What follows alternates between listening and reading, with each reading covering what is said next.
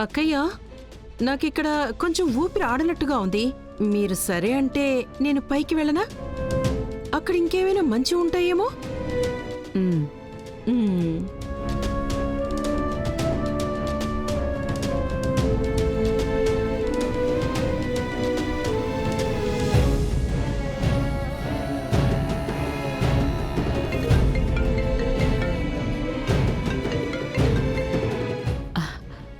ఈయన మెడిసిన్స్ వేసుకునే టైం అయింది.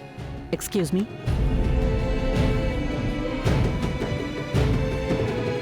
ఏం చేస్తానో మామ్, నేను ఇప్పుడు వెళ్ళొస్తాను. మామ్, ఇదే సరైన టైం ఆ సారికా చౌదరిని కార్నర్ చేయడానికి. ఐఎమ్ డామ్ షూర్ ఈ ఫ్యాషన్ షో విషయం ఆవిడ వెళ్ళి చంద్రిక ఆంటీ ముందు కక్కేసింది. నువ్వు నాకు జస్ట్ 5 నిమిషాలు ఇవ్వు. ఈలోగా నువ్వు ఇవన్నీ చూసుకో చాలు. ఓకేనా? సావిత్రి, సార్కి ఆయన బ్లడ్ ప్రెషర్ టాబ్లెట్స్ ఇచ్చేయి. అన్నట్టు టాబ్లెట్స్ వేసుకున్నాక ఆయనకి జాబివ్వు. నేను ఆయన కోసం చేసొచ్చాను.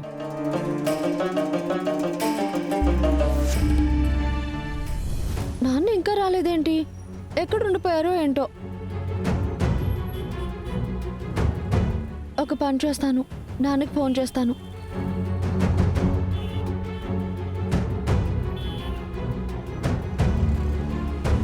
నాన్న ఫోన్ కూడా కలవట్లేదే.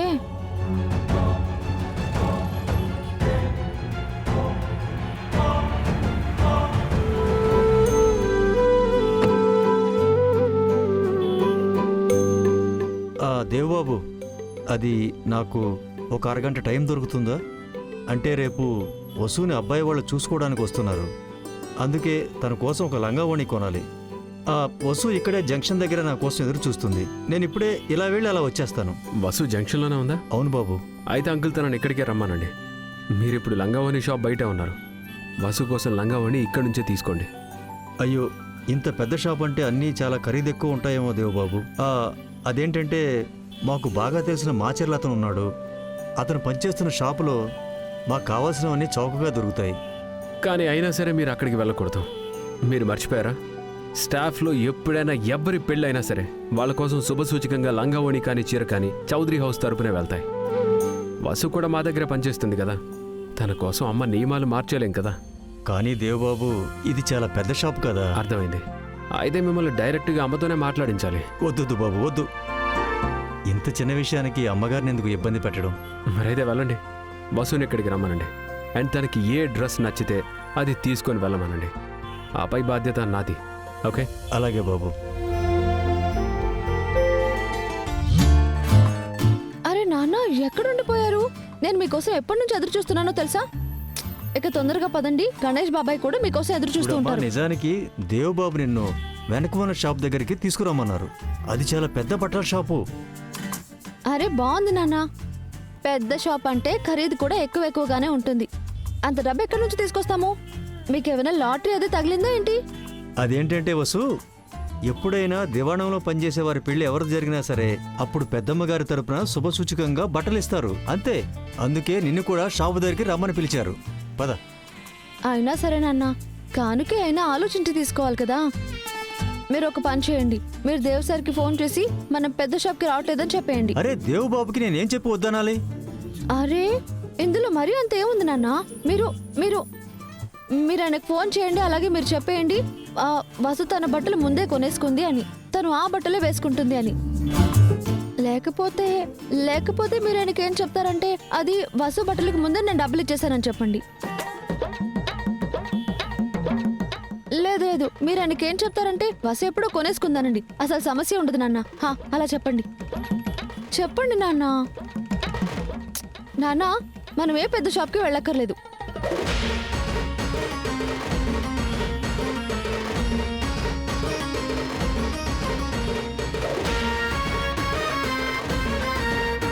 ఇంకా ఏమైనా వంకలు మిగిలింటే అవి కూడా చెప్పేసి. ఒప్పుకుంటాను, నీ పెద్దమ్మగారి ముందు నాకు ఎటువంటి వాల్యూ లేదు. కానీ నేను కూడా చిన్నబాబునే కదా, నా దేశాన్ని కొంచెమైనా గౌరవించాలి కదా. నా ఉద్దేశం అది కాదు సార్. నా ఉద్దేశం ఏంటంటే నా ఉద్దేశం అది కాదు. మరైతే కామ్గా పద.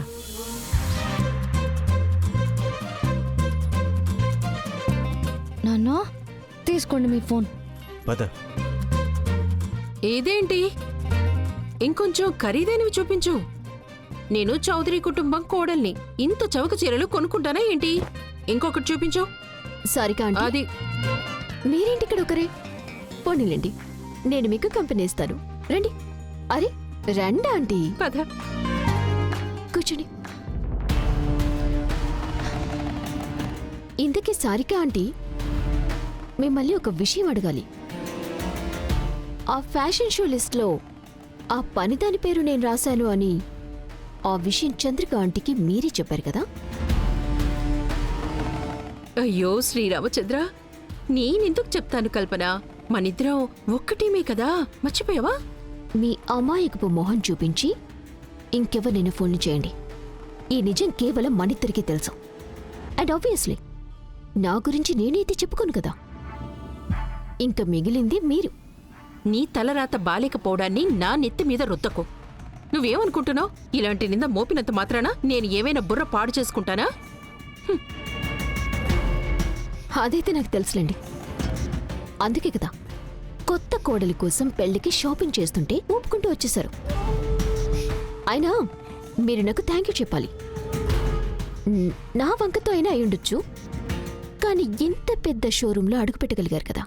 దానికి తోడు ఫ్రీగా షాపింగ్ కూడా ప్లస్. ఏదో మీ మామ్ ఇక్కడ బిల్లు కడుతున్నట్టు మాట్లాడుతున్నావేంటి? అయినా చంద్రికక్క నిన్ను కూడా ఇక్కడికి ఫ్రీగా షాపింగ్ చేయించుకోవడానికి తీసుకొచ్చారు కదా. చంద్రిక ఆంటీ ఆవిడికి కాబోయే కోడల్ని షాపింగ్కి తీసుకొచ్చారు.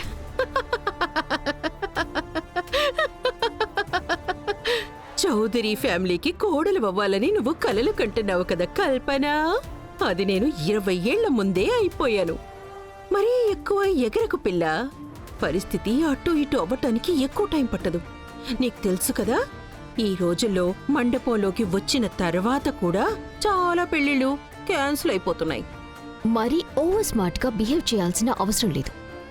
కల్పన ఒక్కసారి ఏదైనా కావాలనుకుంటే దాన్ని దక్కించుకొని తీరుతుంది. చివరికి ఆ వస్తువుని లాక్కోవాల్సొచ్చినా సరే. లాక్కో. నువ్వు ఏం లాక్కోగలవో అది లాక్కో కల్పన. ఆశల్ని అడియాసలు చేయటం నాకు కూడా చాలా బాగా తెలుసు. ఏంటి నన్ను అలా చూస్తున్నావు? వెళ్ళు, మీ ప్రియమైన అత్తగారి దగ్గరికి వెళ్ళు. ఆవిడికి వెన్న పూసుకో. వావ్ చంద్రిక ఆంటీ, మీరు చాలా బెస్ట్. వావ్ చంద్రిక ఆంటీ, మీ చాయిస్ ఎంత బాగుందో. మీరు ఓకే అంటే కార్పెట్ని అయిపోయి మీ కింద నేనే వాలిపోతాను ఆంటీ. వెళ్ళు వెళ్ళు వెళ్ళు.